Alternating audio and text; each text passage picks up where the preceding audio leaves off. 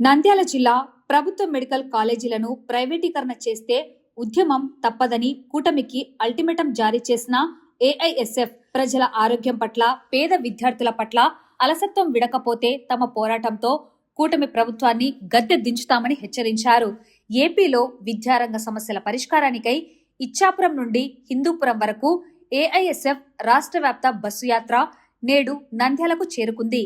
ఈ సందర్భంగా నంద్యాలలోని వివేకానంద ఆడిటోరియంలో ఏఐఎస్ఎఫ్ ఆధ్వర్యంలో విద్యార్థులతో సమావేశం నిర్వహించారు.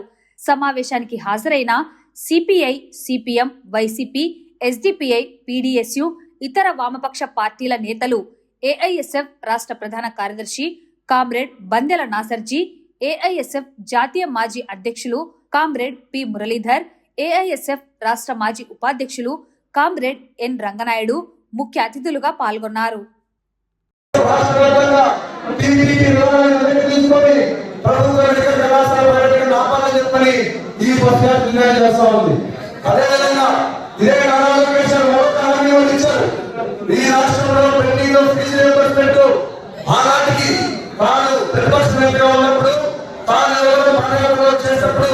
ఆనాటికి ఈ రాష్ట్రంలో 4,200 కోట్ల రూపాయల ఫీజు రియంబర్స్మెంట్ బకాయిలు ఉన్నాయి. ఆ 4,200 కోట్ల రూపాయలు మాజీ ముఖ్యమంత్రి జగన్మోహన్ రెడ్డి గారు 3,000 కోట్లు విడుదల చేయడానికి సిద్ధంగా ఉన్నా కూడా ఇదే నారా చంద్రబాబు నాయుడు గారు కోర్టుకు వెళ్లి ఎన్నికల సమయంలో ఫీజు రియంబర్స్మెంట్ విడుదల చేస్తా ఉన్నాడు. ఇది ఎన్నికల స్టంట్ అని చెప్పని ఆనాడు స్టేట్ ఇచ్చి ఈ రాష్ట్రంలో ఫీజు రియంబర్స్మెంట్ విడుదల కాకుండా ఆపి వేశారు. నారా లోకేష్ గారు అధికారంలోకి వస్తే 6 రియంబర్స్మెంట్ విడుదల చేస్తామని హామీ ఇచ్చారు. 6 నెలలు కాదు 17 నెలలు ఇస్తా ఉన్నా కూడా ఇంతవరకు ఏ విద్యార్థికి ఏ కాలేజీ ఖాతాలో ఒక్క రూపాయి కూడా ఫీజు రియంబర్స్మెంట్ విడుదల కాలేదు. ఈ రాష్ట్రంలో చదివిన చదువుకి చేతిలో సర్టిఫికేట్ లేక రోడ్ల మీద 10,36,000 మంది విద్యార్థులు రోడ్ల మీద తిరుగుతా ఉన్నారు. ఈ రోజు బీటెక్లు, పీజీలు, డిగ్రీలు పూర్తి చేసుకుని చేతిలో సర్టిఫికేట్ లేక స్విగ్గీ, జొమాటో, ర్యాపిడోలో పని చేసుకుంటా ఉన్నారు. ఏ ఒక్కరి భవనాల నుంచో 100 సంవత్సరాలు కనీసం అంబులెన్స్ సిలిండర్ నుంచో పూర్తిగా విద్యార్థులు ప్రారంభ చదవకమాడుకుంటూ ఈ రోజు రాష్ట్ర విద్యార్థి లోకాన్ని అభివృద్ధి చేస్తామని చెప్తా ఉన్నాం. ఈ రాష్ట్రంలో ఏ ప్రశ్నిస్తా ఉన్నాం. ఏమంటే గొప్ప ప్రెస్ మీట్ పై చెప్తా ఉన్నాం. ఈ రాష్ట్రంలో కార్పొరేట్ విద్యా సంస్థలపై ఉక్కుపాదం ఉంటా ఎవరైనా సహించమని చెప్తా ఉన్నాం. ఫీజులు అధికారులని చెప్తా ఉన్నాం. నేను ప్రశ్నిస్తా ఉన్నాం. నీకు దమ్ము ధైర్యం ఉంటే నువ్వు నిజంగా రాజకీయ నాయకుడు అయితే మా ప్రశ్నకి జవాబు ఇవ్వడం నారా లోకేష్. నీ రాజకీయ పార్టీలో, నీ టీడీపీలో, నీ ప్రభుత్వంలో ఈరోజు ఎమ్మెల్యేలుగా, ఎంపీలుగా, ఎమ్మెల్సీలుగా, రాష్ట్రపతిగా ఉన్నట్టు వాళ్ళందరూ కార్పొరేట్ విద్యా సంస్థల యజమానులే.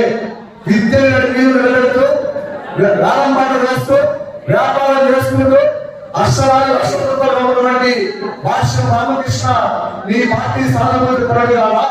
లేకపోతే ఇక్కడ నారాయణ విద్యార్థులు ఉన్నారు. నారాయణ విద్యా సంస్థ యజమాని ఈ రాష్ట్రంలో టీడీపీ పురపాలక శాఖ మంత్రి కావా?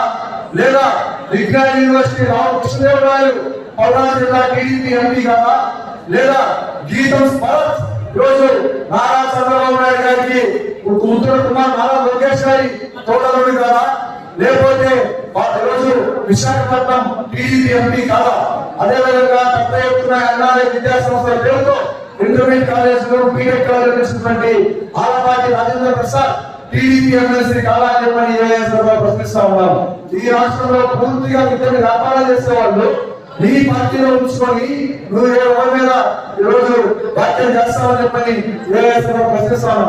విద్యార్థి మిత్రులారా, ఈ బస్సు యాత్ర సందర్భంగా ఈ రాష్ట్రంలో పూర్తిగా విద్యారంగ సమస్యల కోసం ఏఐఎస్ఎఫ్ నిరంతరం పోరాటం నిర్వహిస్తా ఉంది. రోజు 22 రోజుల పాటు ఈ బస్సు యాత్ర నిర్వహించిపోతా ఉన్నాం. నవంబర్ 12వ తేదీన అనంతపురంలో పెద్ద ఎత్తున వేలాది మంది విద్యార్థుల సమక్షంలో ఏఐఎస్ఎఫ్ ఈ రాష్ట్ర ప్రభుత్వానికి డెడ్ లైన్ ఇవ్వబోతా ఉన్నాం. 10 రోజుల్లో ఈ రాష్ట్రంలో ఉన్న విద్యారంగ సమస్యలపై నారా లోకేష్ గారు స్పందించి మాట్లాడకపోతే మాత్రం, పరిష్కారం చేయకపోతే మాత్రం ఏఐఎస్ఎఫ్ విద్యార్థి ఉద్యమాన్ని ఈ కూటమి ప్రభుత్వానికి సమర్పించబోతా ఉన్నాం. కూటమి ప్రభుత్వాల పూసాలు కదిలించేది విద్యార్థి మొత్తమే అని చెప్పని మరొకసారి తెలియజేయడానికి ఏఐఎస్ఎఫ్ సిద్ధంగా